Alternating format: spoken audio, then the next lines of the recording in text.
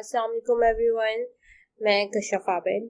आज मैं आपके इन तमाम सवालों का जवाब दूंगी और ये वीडियो बनाने का मकसद भी यही है कि आपके वो तमाम सवालों के जवाब क्लियर हो सकें जो आपको कंटेंट राइटिंग का कोर्स स्टार्ट करने से पहले जानने चाहिए भी और आप वो सवाल बार बार हमसे पूछते हैं।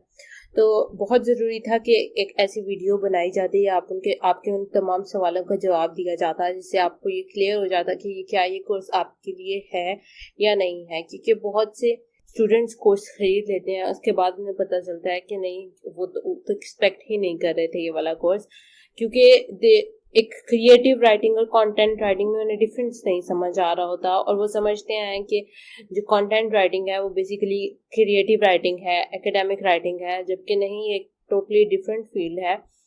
और इसीलिए ये वीडियो मैं आज बना रही हूँ। इसमें मैं आपके उन तमाम सवालों का जवाब दूंगी जो हमसे बार बार पूछे गए हैं, ताकि आप लोगों को क्लियर हो जाए कि ये कोर्स आपके लिए है या नहीं है। और उम्मीद करती हूँ कि by the end of this video आपको आपकी तमाम कन्फ्यूजन्स क्लियर हो गई होंगी। अच्छा, जो सबसे पहले सवाल जो हमसे बार बार पूछा गया है कि वो है कि what content writers do, content writers क्या करते हैं। तो अगर मैं आपको ये चीज़ एक सिंपल अल्फाज में समझाऊं, एक एग्जांपल देकर समझाऊं, तो आजकल एक टर्म बहुत मशहूर है, content creators. Content creator basically क्या होते हैं? वो इन्फ्लुएंसर्स होते हैं जो कंटेंट क्रिएट कर रहे होते हैं। कोई भी ब्रांड जो होता है वो उनको अपना पीआर भेजता है, अपना प्रोडक्ट भेजता है, अपनी सर्विस इंट्रोड्यूस करवाता है। तो जो वो कंटेंट क्रिएटर्स होते हैं वो उनको अपनी ऑडियंस के हिसाब से डिज़ाइन करते हैं, उसको प्रेजेंट करते हैं। कि फॉर एग्जांपल एक क्लॉथिंग ब्रांड है, उसने अपना एक सूट जो है न्यू लॉन्च किया है, वो एक कंटेंट क्रिएटर को भेजेगा। उसने सिर्फ सूट को भेजा है, लेकिन जो कंटेंट क्रिएटर है अब वो उस सूट को मतलब स्टाइल करेगा कि कौन से इसके साथ इयररिंग्स अच्छे लगेंगे, कौन से इसके साथ बैंगल्स अच्छे लगेंगे, वॉच, कौन से जूते जाएंगे।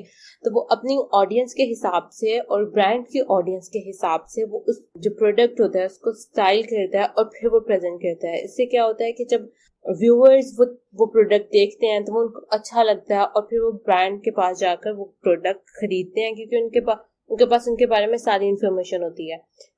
इन्फ्लुएंसर बताता है कि उसमें क्या क्या चीज़ें हैं और ये किस तरह आपको फ़ायदा पहुंचाएंगी, या ये सूट आपको क्यों खरीदना चाहिए, is it best for summer और विंटर। मतलब वो सारी इन्फॉर्मेशन एक कंटेंट क्रिएटर अपनी ऑडियंस को, व्यूअर्स को देता है। बिल्कुल इसी तरह जो कंटेंट राइटर्स हैं वो अपने क्लाइंट की सर्विस या प्रोडक्ट को रिटन फॉर्म में इंट्रोड्यूस करवाते हैं।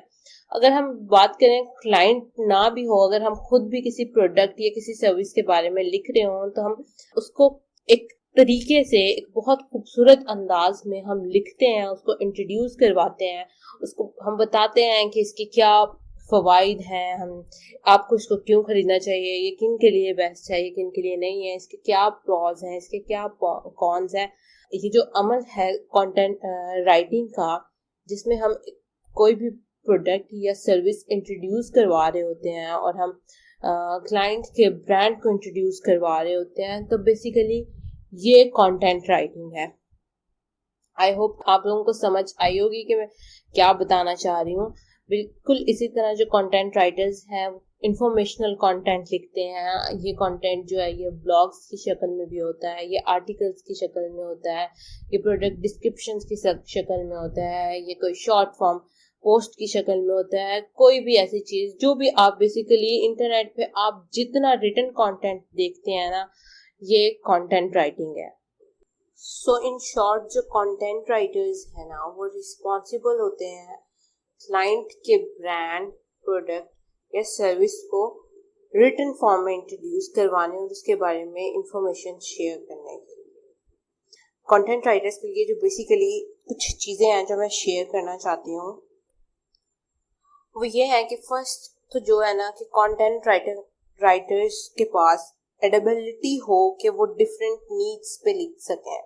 फॉर एग्जांपल, ऑफ कोर्स ये होता है कि एक क्लाइंट है, उसका एक ब्लॉग है, वो हेल्थ से रिलेटेड है, हेल्थ नीड्स से रिलेटेड है, लेकिन दूसरा है उसका क्लॉथिंग से रिलेटेड है। तो ये आपकी रिसर्च स्किल्स पे, आप स्ट्रॉन्ग सर्च स्किल्स पे डिपेंड करता है कि क्या आप ये तमाम नीड्स पे अपना होल दिखा सकते हैं, आप उसको इतने अच्छे अंदाज में लिख सकते हैं।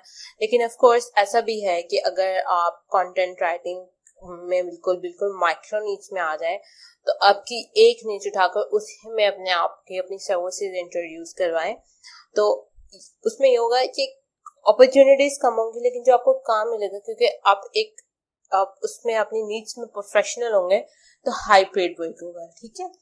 और उसके अलावा दूसरी चीज जो होती है वो ये होती है कि कंटेंट राइटर को ओरिजिनल और क्रिएटिव कंटेंट लिखना आना चाहिए।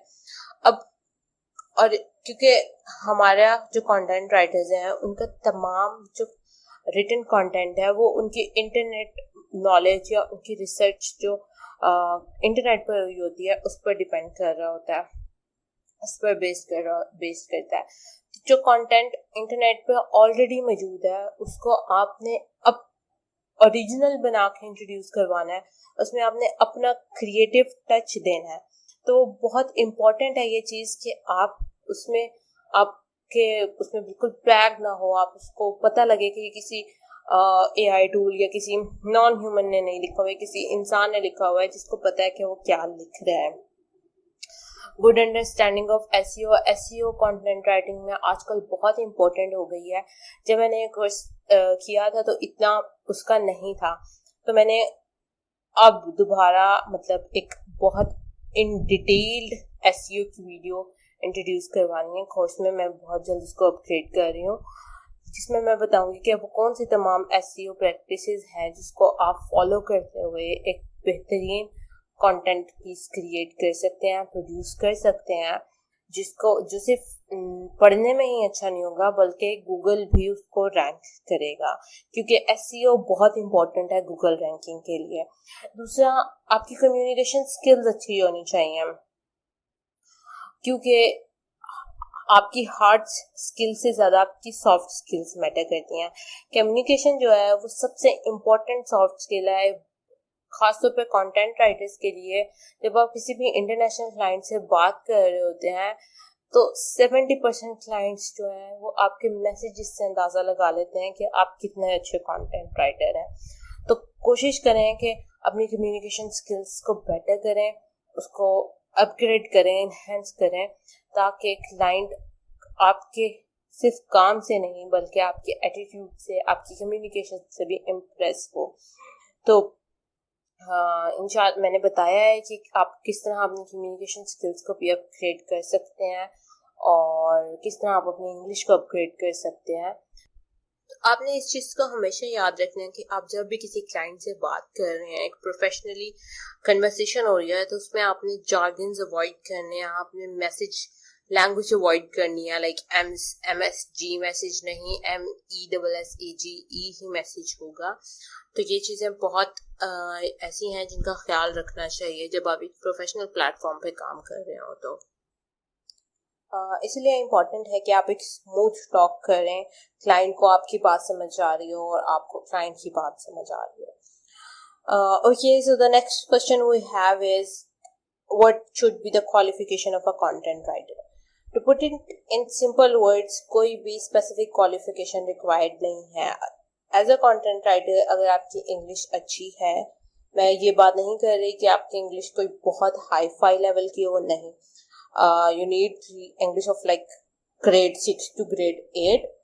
आपको सेंटेंसेस बनाने आते हो, आपको अपनी बात अच्छे से कन्वे करनी आती हो, आपको आपका एक अपना क्रिएटिव टच हो, तो आप कंटेंट राइटिंग कर सकते हैं। ऑफ कोर्स आप लोगों ने आजकल देखा होगा कि 14-15 साल के बच्चे स्किल्स सीख रहे हैं, अपनी स्किल्स को सेल कर रहे हैं, तो ऑफ कोर्स उनके पास कोई क्वालिफिकेशन तो नहीं आ सकती 14-15 साल की उम्र में।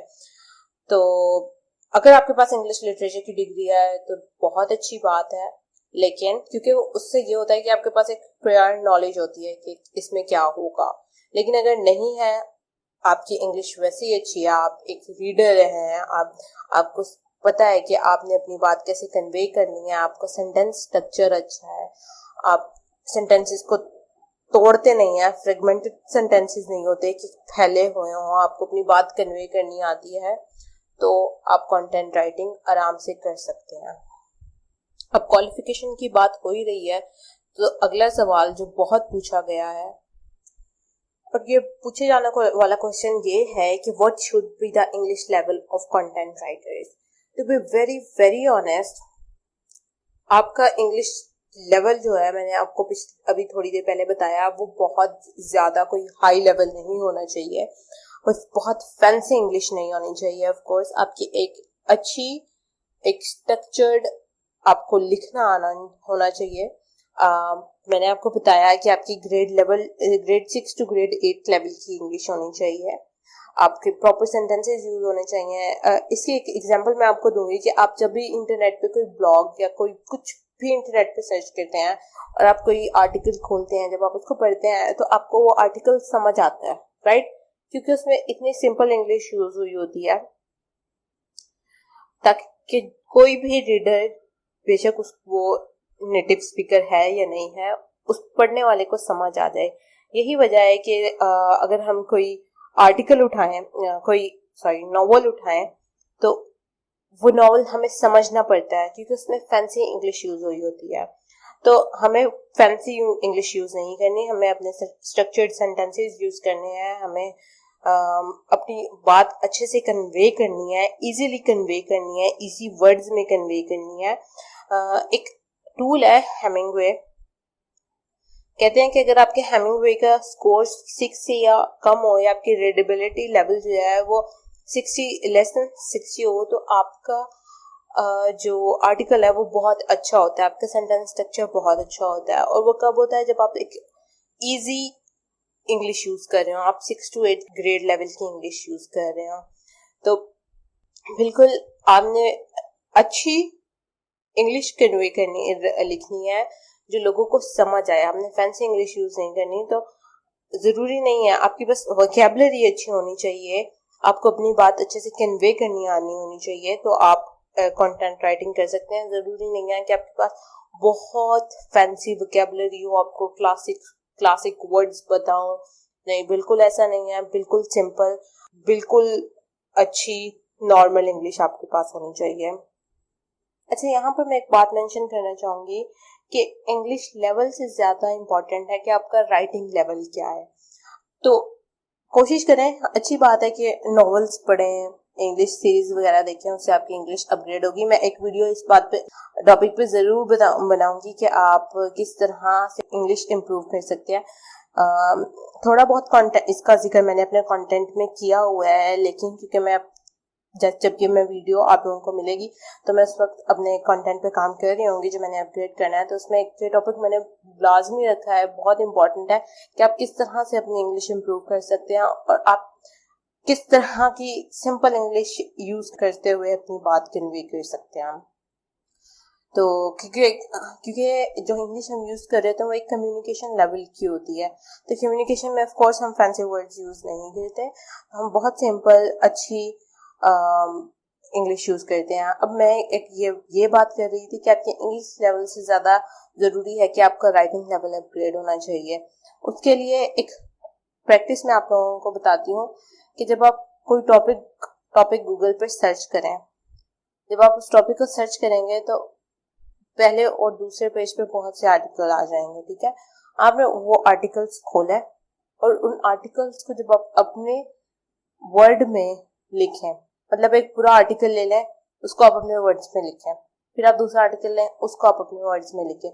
हम एग्जैक्टली कंटेंट राइटिंग में ये नहीं करते, क्योंकि इस तरह से ये गलत चीज होती है कि आप किसी का कंटेंट उठाकर बस उसको रीराइट कर दें। बेसिकली ये कंटेंट राइटिंग नहीं है, ये रीराइटिंग होती है, और गूगल जो है इस बात पे पेनल्टी दे देता है। ये सिर्फ मैं आपको प्रैक्टिस के लिए बता रही हूँ। कंटेंट राइटिंग में हम रिसर्च करते हैं फ्रॉम डिफरेंट वेबसाइट्स वगैरह, वो आपको कोर्स में मिलेगा कि आपने वो किस तरह करना है, ठीक है?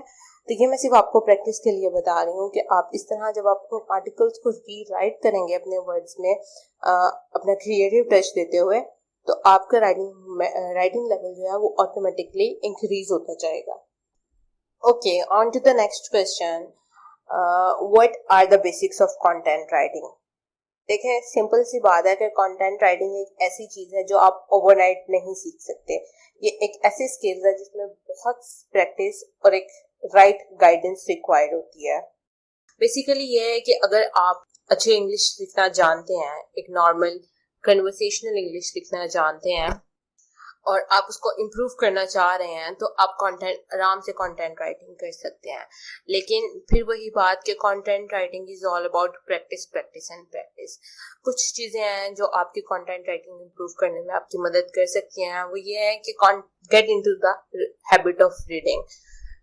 अब यहाँ पे एक चीज़ मैं मेंशन करना चाहूँगी, क्योंकि मैं बहुत इंग्लिश नॉवेल्स पढ़ती हूँ, लेकिन मैं इस चीज़ पे बिलीव नहीं करती थी कि क्योंकि मुझे कभी मूवीज और शोज वगैरह का शौक भी नहीं रहा। लेकिन मैंने over the last few months मैंने ये चीज़ नोटिस किया है कि जितना मैंने शोज को देखकर सीखा है, या शोज मतलब इंग्लिश शोज या इंग्लिश मूवीज देखकर मैंने अपनी इंग्लिश अपग्रेड किया है। And yes, I am still working on it, क्योंकि कोई भी चीज़ में आप कभी भी माहिर नहीं हो सकते। एक सीखने का एज हमेशा रहता है, ठीक है। मैं भी सीख रही हूँ। मैं अभी भी मैं बहुत सी ऐसी चीजें हैं जो मैं चाहती हूँ कि मतलब मुझे ये आए, मुझे न्यू स्किल्स सीखने का बहुत शौक है। तो रीडिंग की हैबिट में जाएं, नॉवेल्स वगैरह पढ़ें।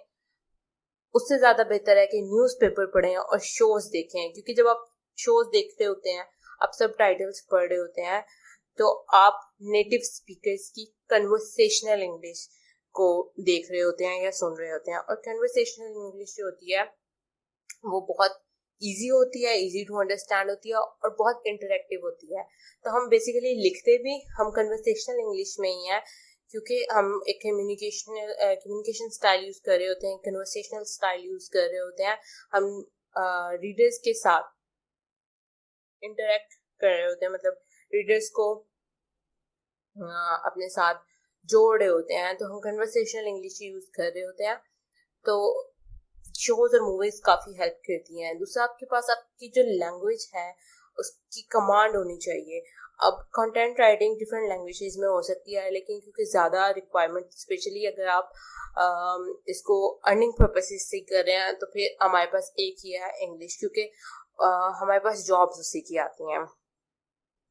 तो आपके पास आपकी जो लैंग्वेज आप यूज कर रहे हैं उसकी कमांड होनी चाहिए। आप जरूरी नहीं, फिर वही बात आ जाती है कि बहुत अच्छी इंग्लिश होनी चाहिए, लेकिन एक इम्प्रूव करने का जज्बा होना चाहिए। Other than that, do your end of learning through courses.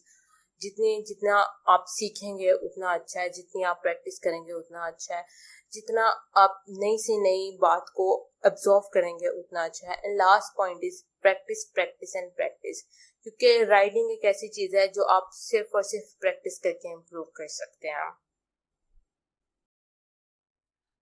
Okay, तो अगला क्वेश्चन जो हमारे पास है वो ये है कि is it about self writing. I don't know ये जिन फॉलोअर ने पूछा है वो सेल्फ राइटिंग से क्या मुराद ले रही थी। तो अगर तो आप समझ रही हैं कि कंटेंट राइटिंग जो है उसमें आपने स्टोरीज लिखनी होती हैं, एक बिल्कुल न्यू वर्ल्ड क्रिएट करना होता है जैसे कि नॉवेल्स में होता है, तो नहीं, बिल्कुल भी ऐसा नहीं है। क्योंकि जो कंटेंट राइटिंग है ना, नॉवेल्स और ये स्टोरीज वाली जो राइटिंग होती है वो क्रिएटिव राइटिंग होती है, which is totally different from content writing, ठीक है। कंटेंट राइटिंग जो है वो एक प्रोफेशनल मार्केटिंग राइटिंग है जो कि ऑनलाइन ऑडियंस को के लिए क्रिएट की जाती है। इसका मेन पर्पस ये है कि आपने कोई प्रोडक्ट, कोई सर्विस या कुछ, कोई भी किसी का कोई क्वेश्चन सॉल्व करना है, किसी को कोई मतलब उसके सवालों के जवाब देने हैं या उनको इंफॉर्मेशन देनी है, तो इसका मकसद ये है कि आप ऑनलाइन ऑडियंस जो है उसको इंफॉर्मेशन दे रहे हैं आर्टिकल्स या ब्लॉग्स की शक्ल में। तो बिल्कुल ऑफ कोर्स ऐसा है कि जब आप लिख रहे होते हैं तो आपको अपना एक क्रिएटिव टच तो देना होता है, क्योंकि ताकि पढ़ने वाले को भी पता लगे कि किसी अच्छे बंदे ने लिखा है, जिसको खुद पता है कि वो क्या लिख रहा है, जिसको पता है कि वो क्या बात कन्वे कर रहा है। उसको उसका एक स्ट्रक्चर्ड राइटिंग है, उसने एक आउटलाइन क्रिएट की हुई है कि मैंने क्या बात कन्वे करनी है और क्या नहीं करनी। तो ऑफ कोर्स एक क्रिएटिव टच तो होता है, लेकिन सेल्फ राइटिंग बिल्कुल भी इस तरह से नहीं है कि आपने स्टोरीज लिखनी है या आपने कोई एक न्यू वर्ल्ड क्रिएट करना है, नहीं, आपने सिर्फ मार्केटिंग कंटेंट लिखना होता है, आपने इंफॉर्मेशनल कंटेंट लिखना होता है अपनी ऑडियंस के लिए, ब्रांड की ऑडियंस के लिए। आपने इसमें कोई स्टोरीज, कोई इवेंट्स वगैरह क्रिएट नहीं करने, बल्कि जो आपके पास थोड़ी बहुत इंफॉर्मेशन मौजूद होती है, थोड़ी बहुत रिसर्च मौजूद होती है, आपने उसको उस पर ज़्यादा रिसर्च करनी होती है और फिर उनको अपने अल्फाज में लोगों को कन्वे करना होता है, एक अच्छा रिटन पीस क्रिएट करना होता है। तो ये बेसिकली ये है content writing. Okay, the next question we have is कि कंटेंट राइटिंग का एड्स और ब्रांडिंग में क्या रोल है। अब यहाँ पर एक बात आ जाती है कि एड्स, ब्रांडिंग और सोशल मीडिया राइटिंग जो है वो कॉपी राइटिंग के पार्ट्स हैं। कंटेंट राइटिंग और copy writing are very closely related, लेकिन मैंने जैसे आपको बताया कि कंटेंट राइटिंग जो है वो इंफॉर्मेशनल पर्पसेस के लिए लिखी जाती है। Content writing is mostly focused on giving information, while copywriting is written to convert your readers or customers into buyers.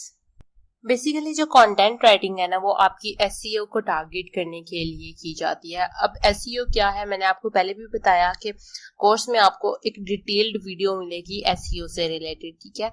लेकिन SEO basically search engine optimisation है, जो आपके कंटेंट को गूगल के फर्स्ट पेज पर रैंक करने में हेल्प करता है।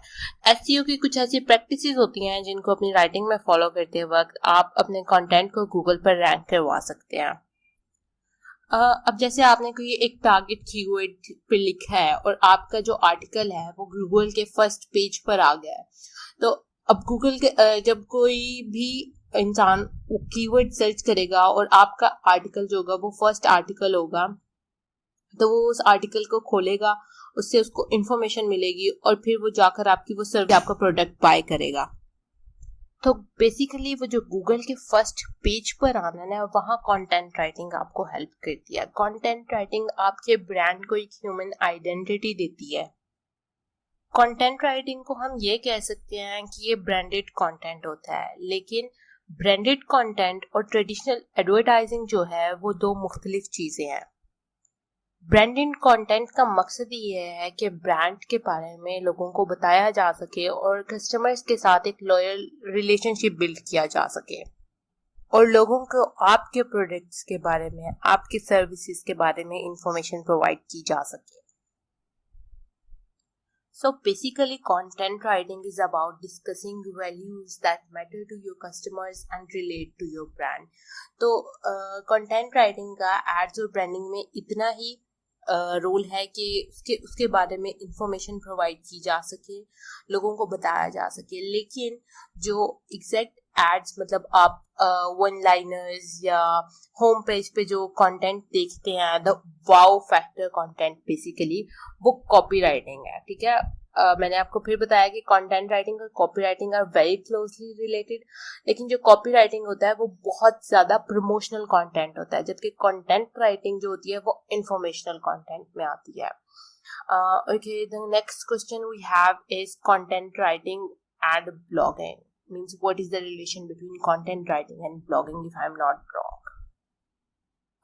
So basically अगर content writing और blogging को मैं simple words में आपको डिस्क्राइब करूं, तो जो आप क्लाइंट्स के लिए कर रहे होते हैं, वो आप क्लाइंट के ब्लॉग्स के लिए आर्टिकल लिख रहे होते हैं, लाइक उनके लिए आप ब्लॉगिंग कर रहे होते हैं। लेकिन ये आप as a freelance content writer या कंटेंट राइटर कर रहे होते हैं। लेकिन जब आप अपना कोई ब्लॉग शुरू कर लेते हैं, मतलब अपने उससे एक बिजनेस पॉइंट ऑफ व्यू से आप जब खुद ब्लॉगिंग स्टार्ट करते हैं, तो मतलब आप एज अ कंटेंट राइटर अपनी खुद एक अपना ब्लॉग स्टार्ट कर रहे होते हैं, तो वो ब्लॉगिंग में आ जाता है।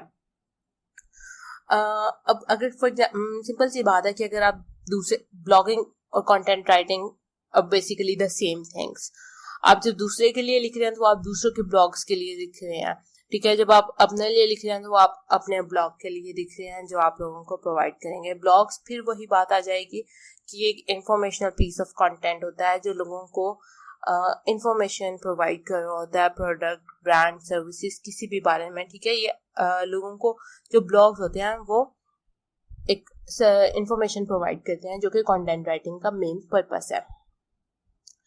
अब जब आप खुद ब्लॉगिंग स्टार्ट करते हैं from business point of view, तो उसमें सिर्फ राइटिंग नहीं होती, उसमें बहुत सी चीज़ें होती हैं। आपने एसईओ का ख्याल खुद रखना होता है। SEO, I am not talking about कि सिर्फ वो एसईओ प्रैक्टिसेस जो आपने लिखते वक्त अपने राइटिंग में करनी है, बल्कि on page SEO and off page SEO are different things. ये एसईओ की एक पूरी एसईओ का पूरा एक कोर्स भी मौजूद है, और एसईओ एक बहुत वास्ट फील्ड है जो कि बहुत तेजी से इंक्रीज भी हो रही है। तो आपको उसका ख्याल रखना होता है, आपको अपनी मतलब डिजिटल मार्केटिंग का ख्याल रखना होता है कि आपने किस तरह से अपने ब्लॉग्स को प्रमोट करना है, सोशल मीडिया पे करना है या कैसे करना है, बैक लिंकिंग कैसे करनी है, बैक लिंक्स कैसे लेने हैं, आपने अपनी वेबसाइट को सारा देखना होता है। तो इसमें बहुत सी चीज़ें आ जाती हैं। अब अगर बात करूँ मैं कंटेंट राइटिंग की, तो कंटेंट राइटिंग में बहुत सी चीज़ें आ जाती हैं। ब्लॉग जो है वो कंटेंट राइटिंग का एक पार्ट है। कंटेंट राइटिंग में ई book writing, podcast, script writing, articles, product description, social media copies और वेबसाइट कंटेंट, ये सब कंटेंट राइटिंग में आता है। लेकिन ब्लॉगिंग में सिर्फ ब्लॉग पोस्ट आते हैं, विच इज़ लाइक मेन, जिनका मेन पर्पस जो है वो इंफॉर्मेशन कन्वे करना है। ये इसमें अल्टीमेट गाइड्स आ जाती हैं, हाउ टू पोस्ट आ जाती हैं, लिस्टिकल्स आ जाते हैं। ये जो सारी चीज़ें हैं ये ब्लॉग पोस्ट में आती हैं। अब मैं जैसे कुछ ब्लॉग पोस्ट के आपके साथ टाइटल्स शेयर करूँ तो वो इस तरह हो सकते हैं कि 10 things you should know before starting your kitchen remodeling, या how long does it usually take for a personal injury case to settle, या access benefits of touch screen technology, या the legal role of child guardian. इस तरह के बहुत से जो topics हैं, टाइटल्स हैं, ये बेसिकली ये ब्लॉग पोस्ट हैं जो कि direct information, direct answers provide करेंगे कस्टमर्स को या रीडर्स को। बेसिकली इसमें कस्टमर्स नहीं होंगे, इसमें रीडर्स ही होंगे जो सिर्फ इंफॉर्मेशन के लिए आए होंगे। तो इसी तरह के टॉपिक्स जो हैं वो हम ब्लॉगिंग में या ब्लॉग पोस्ट में लेते हैं। तो कंटेंट राइटिंग और ब्लॉगिंग में यही डिफरेंस है कि कंटेंट राइटिंग में हर तरह की राइटिंग आ जाती है और ब्लॉगिंग में ब्लॉग पोस्ट आते हैं। Okay, so the next question that I have is content writing in the medical niche. Okay, so content writing में अगर किसी नीच की सबसे ज़्यादा डिमांड है ना, तो वो टेक्नोलॉजी और हेल्थ एंड मेडिसिन है। मतलब इतनी डिमांड है, और क्योंकि जो डॉक्टर्स होते हैं वो बेसिकली इस साइड पर आते नहीं हैं। ह्यूमन न्यूट्रिशन वाले तो फिर भी बहुत मतलब राइटिंग की तरफ आ जाते हैं, लेकिन डॉक्टर्स नहीं आते, और उनकी इतनी डिमांड है, लेकिन क्योंकि उनके वो लोग आते नहीं है इस साइड पे, तो जिसकी वजह से कंपटीशन बहुत कम होता है। जब कंपटीशन कम होता है तो अपॉर्चुनिटीज बढ़ जाती हैं। क्लाइंट अच्छे कंटेंट के लिए, ऑथेंटिक कंटेंट के लिए ज़्यादा से ज़्यादा पे करने को तैयार होता है। और health care content writing market is one of the fastest expanding markets. आजकल ब्यूटी और हेल्थ से रिलेटेड वेबसाइट्स की इतनी डिमांड है, ब्लॉग्स की इतनी डिमांड है कि मैं बता नहीं सकती आपको, बहुत ज़्यादा इसकी डिमांड है और हमेशा रहेगी, क्योंकि ये टॉपिक ही ऐसे हैं, ये नीड्स ही ऐसे हैं जो ऑलवेज इन डिमांड रहेंगे। लोग इनके बारे में हमेशा सर्च करते रहेंगे। तो हम ये तो कह ही नहीं सकते कि आप मेडिकल नीच में कंटेंट राइटिंग ना करें। ज़रूर करें, लाजमी करें। बेसिकली आपने सीखनी कंटेंट राइटिंग ही है, क्योंकि सारा फिर वही बात की रिसर्च की बात है। लेकिन अगर आपके पास मेडिकल मतलब मेडिसिन या न्यूट्रिशन की डिग्री होगी तो वो आपके पास एक एडवांटेज है कि क्लाइंट आप पे ज़्यादा ट्रस्ट करेगा और आपकी डिमांड ज़्यादा होगी। तो ज़रूर मेडिकल नीच में कंटेंट राइटिंग स्टार्ट करें। बहुत अपॉर्चुनिटीज़ हैं जो आप लोगों को इसमें मिलेंगी। Next question we have is earnings. I think so ये एक ऐसा सवाल है जिसका कोई भी फ्रीलांसर कभी एग्जैक्ट जवाब नहीं दे सकता। बहुत से फैक्टर्स इन्वॉल्व होते हैं जो आप आपकी अर्निंग्स पे इफेक्ट कर रहे होते हैं। आपकी earnings client to client vary करती हैं, प्रोजेक्ट टू प्रोजेक्ट वेरी करती हैं। कभी आपको बहुत अच्छा प्रोजेक्ट मिल जाता है जिसमें आपको बहुत कम लिखना होता है और आपकी पेमेंट्स बहुत ज़्यादा होती हैं। कभी कोई ऐसे प्रोजेक्ट भी होते हैं जिसमें रिक्वायरमेंट्स ज़्यादा होती हैं लेकिन क्लाइंट लेस पे कर रहा होता है। और कभी ऐसा होता है कि आपको बिल्कुल भी प्रोजेक्ट्स नहीं मिल रहे होते। तो बेसिकली ये सारी चीज़ें जो हैं वो आपकी अर्निंग्स पे इफेक्ट कर रही होती हैं। कभी आपकी अर्निंग्स बहुत ज़्यादा हो जाती हैं और कभी बिल्कुल नहीं होती।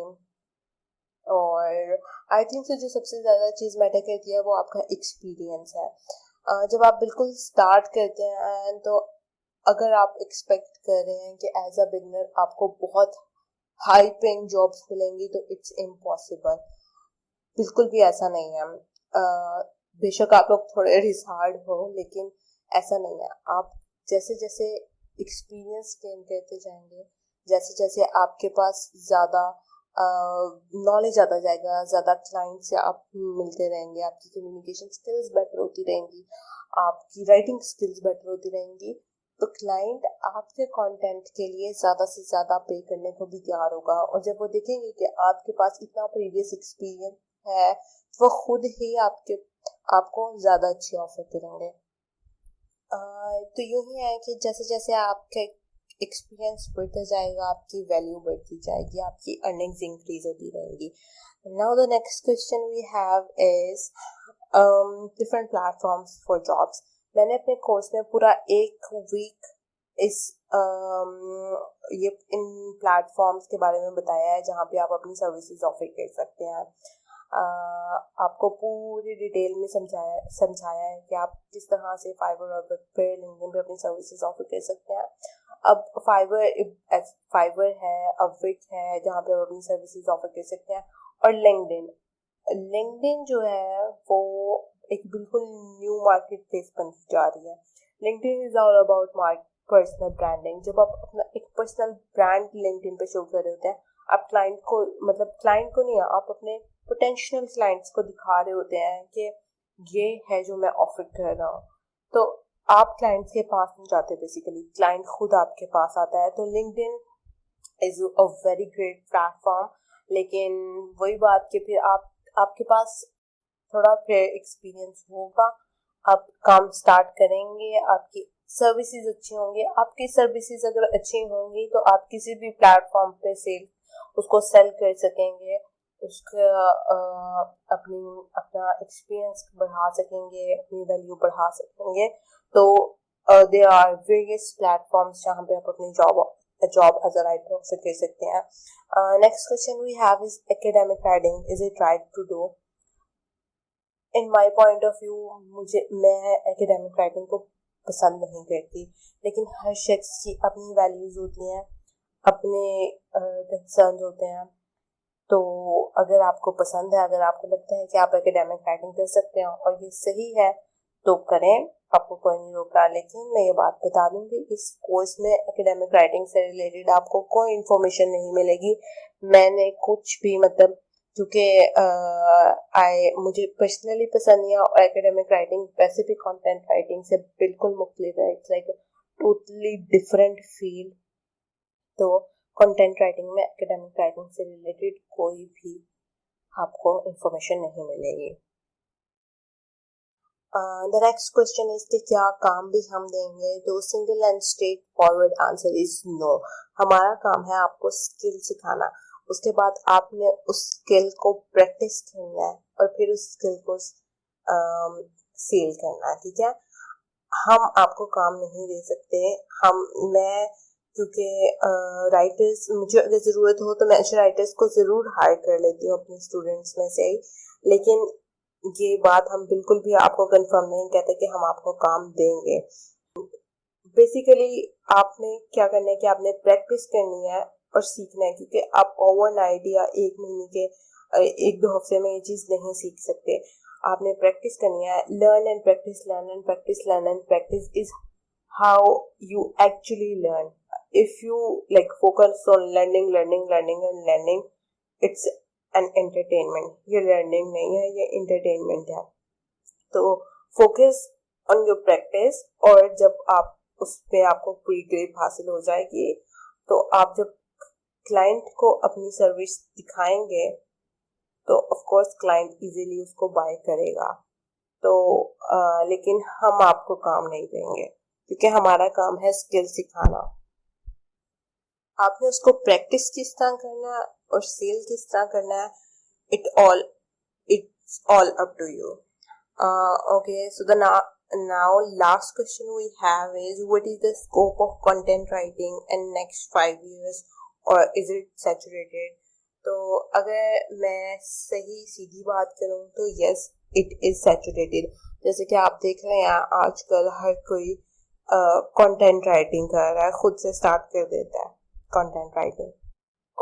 क्योंकि जैसे कि आपको पता है अब AI टूल्स भी आ चुके हैं, तो अच्छे कंटेंट राइटर्स की जो डिमांड है वो और भी ज़्यादा बढ़ गई है, क्योंकि क्लाइंट किसी बिल्कुल कोई भी ऐसे वैसे कंटेंट राइटिंग से कंटेंट लिखवा ले जिसने बस पैराफ्रेज किया हो कंटेंट, या वो किसी AI टूल से लिखवा ले जो कि ऑटोमेटिक राइटिंग होती है, तो उसके लिए एक ही बात है, तो वो AI टूल की तरफ ही जाएगा। यही वजह है कि जो अच्छे कंटेंट राइटर्स हैं उनकी डिमांड और भी बढ़ गई है। तो अगर आप अच्छी सर्विसेज प्रोवाइड कर रहे होंगे या आप अच्छा कंटेंट प्रोवाइड कर रहे होंगे तो क्लाइंट खुद ब खुद आपकी सर्विसेज बाय करेगा।